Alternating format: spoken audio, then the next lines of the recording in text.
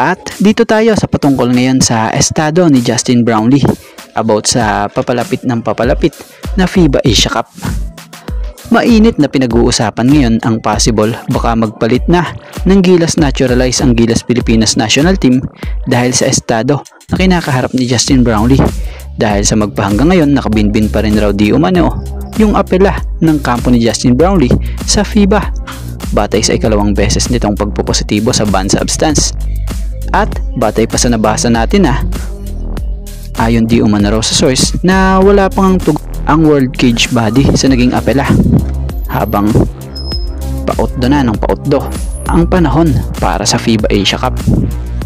At dahil nasa alanganing estado na si Justin Brownlee, may nabasa nga tayong update gaya na lamang sa ilang impormasyon mula sa spin batay sa pagkakaintindi natin na credit po kung sa Tagalog. Mapipilitan di umano raw si Coach Tim na pumili kay Ange Kouame or makipag-ugnayan muli raw ang Gilas kay NBA player Jordan Clarkson ng Utah Jazz para palitan si Brownlee. So bilang opinion natin dito, speaking of Jordan Clarkson, kung si JC ang sakaling kukunin muli, good news ito lalo't napakataas din ng IQ nito na kung sa ay familiar na rin ito sa Gilas lalo na kay Coach Tim dahil nung World Cup nga nagkasama na rin sila sa Gilas. So kaya lang medyo parang tagalid kung si JC dahil kung matatandaan nyo 1 month ago batay sa naging balita dito noon ng ESPN, credit po, injured pala itong si Jordan Clarkson na kung saan nakasaad rito 1 month ago. Clarkson will miss the rest of the season for the Jazz after having a procedure to address the plantar fasciitis in his left foot. So may injury si JC pero hindi natin alam kung mabilis lang ba ito gumaling or may katagalan. Pero kung mabilis lang gumaling, goods ito para sa Gilas.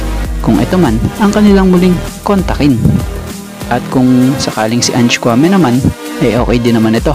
At goods na goods din lalo pat kulang sa bigma ng Gilas dulot ng pagkawala nga po ni Kai Sotto dahil sa patuloy pa rin itong recovery from ACL injury. So si Kouame, 6'10", 6'11" bigman ito na isang modern type of bigman ng laruan. Bukod dyan, laking advantage din dahil bukod sa sanay na ito sa pakikipagbakbakan sa ilalim sa international game, sa international stage, may alam na rin ito sa estilo ng triangle system nitong si Coach Tim dahil kung matatandaan nyo naging player na ito noon ng Asian Games para sa team ng Gilas Pilipinas under Coach Tim na siyang nakasama sa history ng pagkuha ng gold medal. So syempre, bagamat wala pa mang final decision kung papalitan na si JB talaga bilang Gilas Naturalize sa FIBA Asia Cup, kung kayong tatanungin sino ang gusto nyo at para sa inyo'y gusto nyong maging Gilas Naturalize player na gamitin sa FIBA Asia Cup? Justin Brownlee, Jordan Clarkson, or Ange Kouame? At dito tayo sa patungkol sa pinapagaling na player ng Barangay Ginebra. So according to Coach Tim, batay sa nakaalap nating update, the team is exercising caution with Gray na siyang recently nakabalik mula sa ACL injury na lang taon.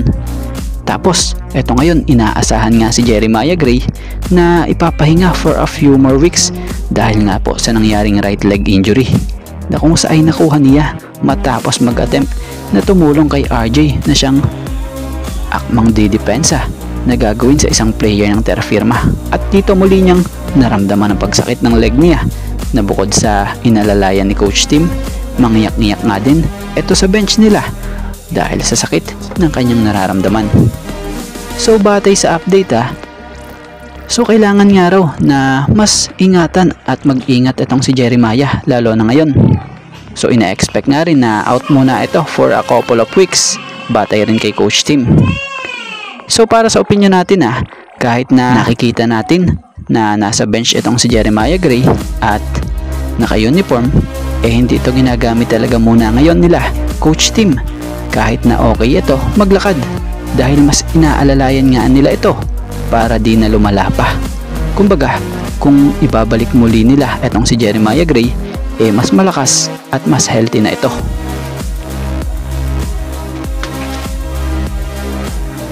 Alan Williams, Sino nga ba si Alan Williams at ano ang connect niya kay Kevin Kiambao at maging sa decision sa paglalaro nito sa NBA Summer League? So sa mga hindi nakakaalam si Alan Williams ay former NBA player. Naglaro ito para sa team ng Phoenix Suns mula 2016 hanggang 2018. Bukod dito, naging part din ito ng team ng Brooklyn Nets mula 2018 hanggang 2019. At this year, itong si Alan Williams ay naglalaro at nakapaglaro din sa team ng Sono Sky Gunners sa KBL na kung saan naging teammate nga ng kababayan nating si Kevin Kiambao. So balita nga itong si Alan Williams ang isa rin sa nag-udyok kay KQ na sumabak sa NBA Summer League.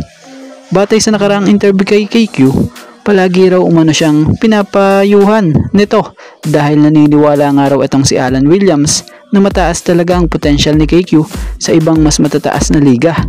Na kung sa ayon nga po sa pinakamismong naging pahayag ni si Alan Williams, lagi niya akong pinapayuhan every time off the court na ayun nga, may potential daw ako sa mas bigger leagues. So mga ganun. Kung ano pa yung kailangan kong detail, and one thing na lagi niyang pinapayo sa akin is panoorin ko lang si Devin Booker dahil close friend niya si Devin Booker, super close friend niya. And then may time na nag-dinner kami sa Korea na kung gusto ko daw makausap si Devin Booker, tinawagan niya through FaceTime. So super cool. So ganun nga kapait etong si Alan Williams dito kay KQ na kung saan binigyan nila ito ng inspirasyon bago pa man magtungo at maglaro sa NBA Summer League. At bago nga ang lahat, baka naman po pwedeng makahingi ng isang subscription para sa ating channel or paki-follow na rin po kung nagustuhan nyo ang ating mga basketball update. At kung ito na may makakabigat para sa inyo, kahit isang like and share na lamang po. Maraming salamat po.